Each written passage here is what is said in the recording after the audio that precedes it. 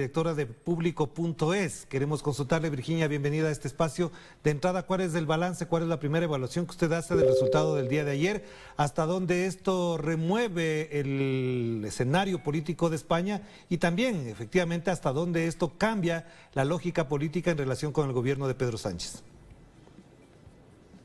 ¿Qué tal? Muy buenas, ¿cómo estáis? Muchísimas gracias por la invitación. Bueno, son un montón de preguntas, pero lo cierto es que la derecha ha arrasado en Madrid.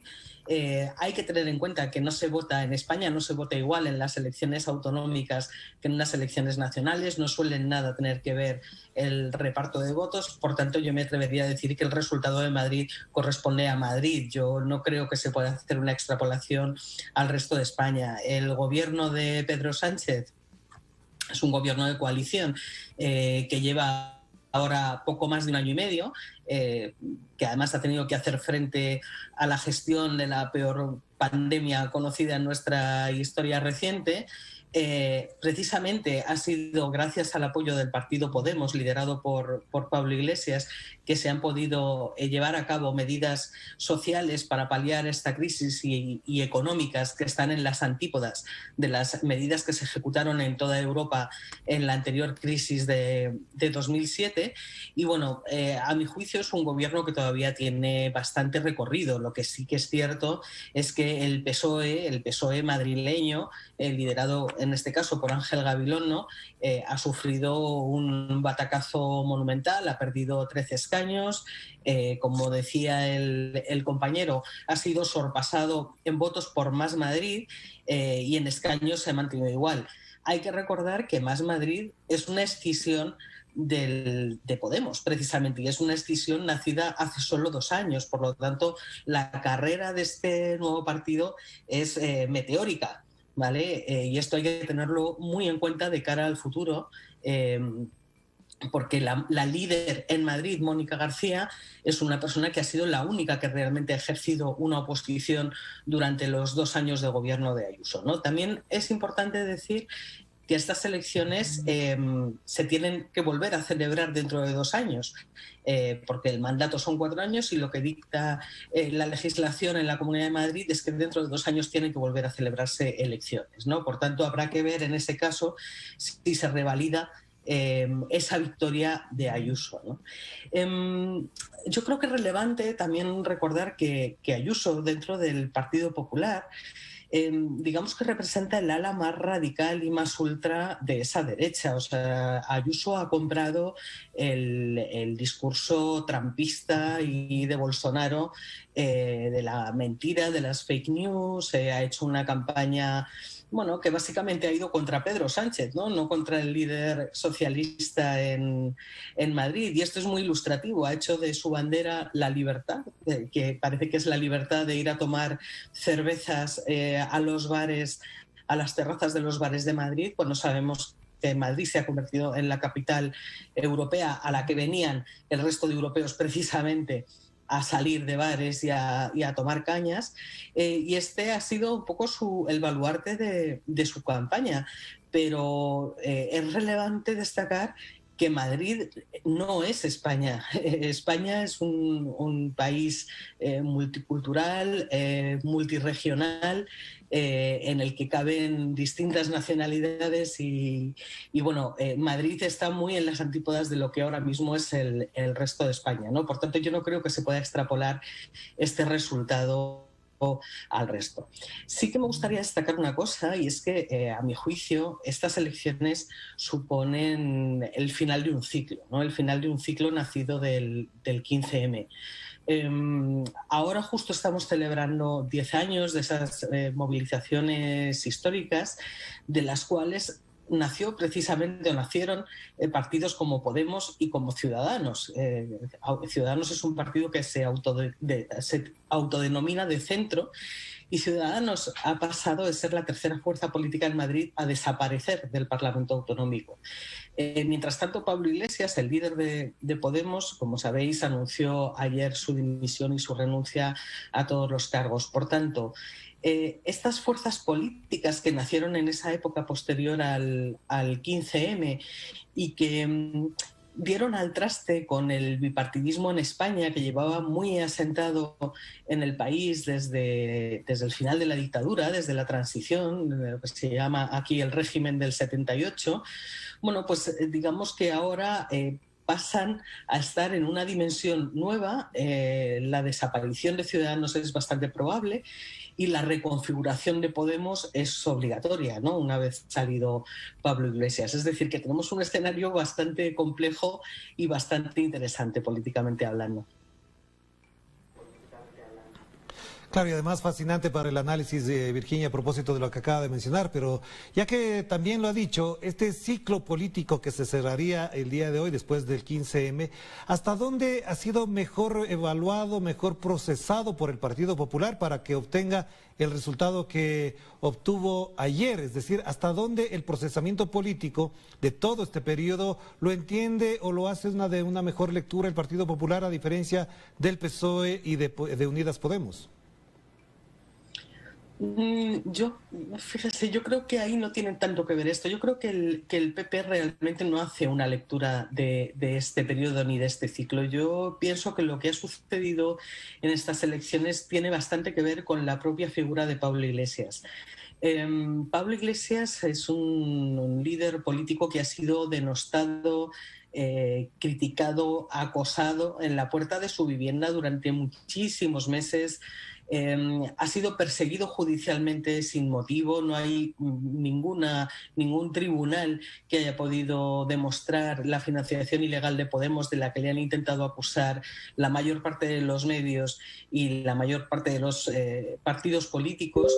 Y desde el nacimiento de Vox, o desde la entrada de Vox en el Parlamento andaluz, que esto marcó un hito muy importante en la política española, ha habido un enrarecimiento del clima político, una polarización extrema en la que uno de los principales objetivos ha sido precisamente Pablo Iglesias, ¿no? A Pablo Iglesias, a su figura, se le ha deshumanizado, se le ha llamado rata chepuda, chepas.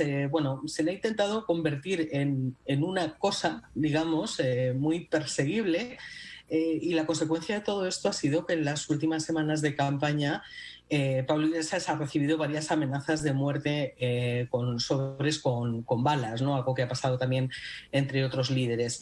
Entonces, cuando uno analiza cómo se ha producido el voto en Madrid y cruza los datos con la enorme participación que ha habido, siempre se ha pensado que en Madrid la alta participación beneficiaría a la izquierda porque la derecha siempre se moviliza mucho más.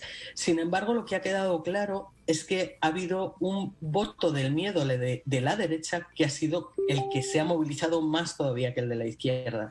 ¿Y por qué se ha movilizado ese voto del miedo de la derecha? Probablemente porque se presentaba Pablo Iglesias, o sea, y porque Pablo Iglesias es una persona muy odiada por la derecha.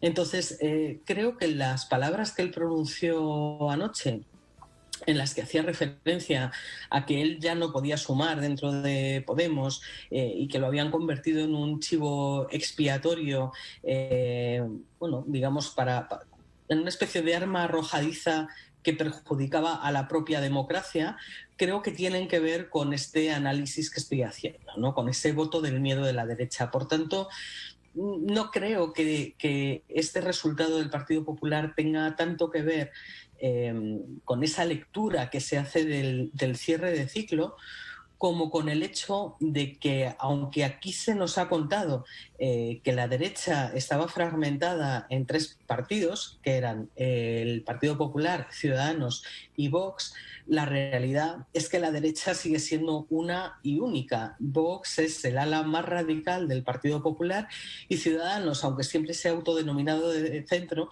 en la realidad siempre ha estado mucho más cercano a las posiciones de la derecha y, de hecho, bueno, asistió hace un par de años a manifestaciones anticatalanistas, antiindependentistas, precisamente con los líderes del PP y de Vox. Lo que sucede ahora es que Ayuso absorbe el grueso de los votos que antes iban a Vox, pero es que también absorbe muchos votos, perdón, quería decir, de los que iban a Ciudadanos, que como decía antes no ha obtenido representación parlamentaria, pero también absorbe muchos votos de los que iban a Vox. Vox ha crecido, pero no ha crecido en una enorme proporción, ¿no?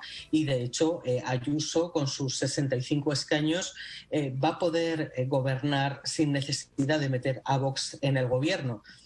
Vox ya ha anunciado hoy que va a apoyar su investidura, por lo tanto va a gobernar en solitario Ayuso, pero lo que está por ver es si realmente el PP termina fagocitando no solo a Ciudadanos, sino también a Vox.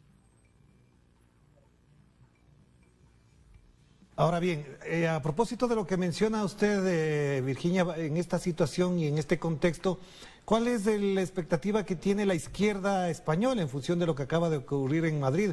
¿Hasta dónde se puede resignificar, replantear o reinventar para poder disputar? Y en este plano también incluyo al PSOE. ¿Por qué esto lo planteo así? Porque efectivamente parecería que esa campaña agresiva, ese modo, ese linchamiento político, no acabaría con Pablo Iglesias, sino que podría ser incluso con Pedro Sánchez más adelante. Bueno, yo insisto, lo he dicho al principio, yo no creo que el resultado de estas elecciones se ponga en una situación complicada a Pedro Sánchez. Creo que sí que obliga, o sea, a Pedro Sánchez como presidente del gobierno, digo, porque sí que creo que como líder del Partido Socialista, bueno, creo que el partido tiene que hacer un parón y una reflexión sobre las aspiraciones del propio partido y sobre el mensaje que lanza, porque hay que recordar que en estas elecciones en Madrid el candidato por el PSOE lo primero que hizo fue decir prácticamente de forma muy clara que iba a por los votos de Ciudadanos, es decir, de este centro derecha, ¿no? Y a continuación dijo que no iba a pactar con Pablo Iglesias y lo llamó comunista una vez más, ¿no? Y después de eso dijo que no iba a entrar a revisar la fiscalidad de Madrid, que esta es una cuestión muy clave para la izquierda, porque Madrid tiene una fiscalidad, digamos, mucho mejor en comparación con el resto de comunidades de España, ¿no? Entonces, bueno, a mí particularmente este inicio de campaña que hizo Gabilondo con estos planteamientos creo que fue un error y que sus votantes esto no se lo han perdonado. De todas formas, Gabilondo ya no había hecho una oposición real durante estos 2 años pasados, ¿no? La oposición la hizo Mónica García, que es esta médica candidata por Más Madrid, fue la cara visible de la oposición a Ayuso en la Asamblea de Madrid, y bueno, ella sale reforzada de aquí, por lo tanto el PSOE posiblemente va a tener que cambiar a su líder en Madrid y darle una vuelta, ¿no? Y ver si lo que tiene que hacer es sumar con el resto de izquierdas, es decir, con Más Madrid y Podemos, o si tienen que hacer una oposición más independiente. En cuanto al papel de la izquierda que puede jugar en estos 2 años, yo creo que una de las claves estaría en el tipo de política que ha intentado hacer precisamente Más Madrid, ¿no? Que es una política muy cercana a la resolución de los problemas de la gente, ¿no? Salirse de ese marco dialéctico que impone Ayuso y que es una trampa, ¿no?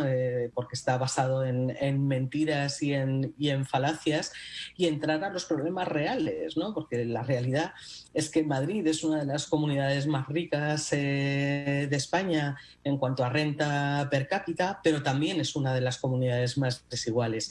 Y es la comunidad, por ejemplo, que menos invierte en sanidad pública, una de las que menos invierten en educación pública, y todas esas cosas son las banderas que Más Madrid utiliza para hacer oposición.